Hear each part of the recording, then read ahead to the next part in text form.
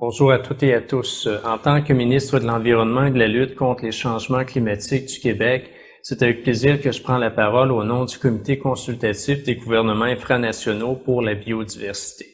Il s'agit d'une structure permanente officielle qui vise à faire entendre la voix des gouvernements infranationaux au sein de la Convention sur la diversité biologique.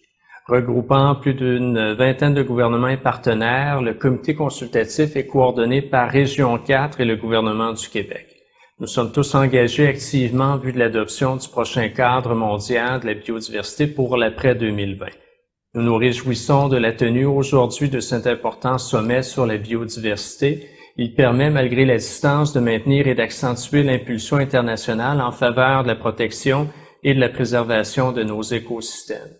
Les circonstances exceptionnelles que nous traversons présentement nous rappellent avec force l'importance de l'environnement dans lequel nous vivons, le rôle de l'ensemble des acteurs dans sa conservation et la nécessité de relancer nos économies en cohérence avec nos objectifs et engagements vers la nature.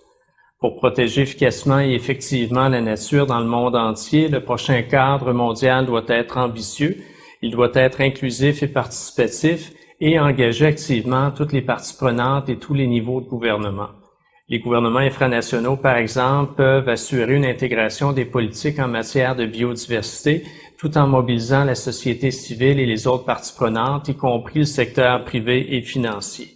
Au cours des derniers mois, sous l'impulsion du gouvernement écossais, nos organisations ont participé activement au processus d'Édimbourg pour les gouvernements infranationaux et locaux sur le cadre mondial de la biodiversité pour l'après 2020.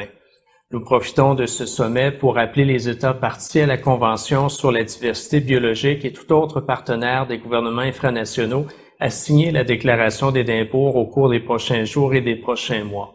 En cette année importante pour la nature, le comité consultatif continuera d'exercer son leadership. Tout comme le gouvernement du Québec, il poursuivra son action internationale autant que ses propres initiatives nationales en matière de conservation de la biodiversité. Je vous souhaite un excellent sommet.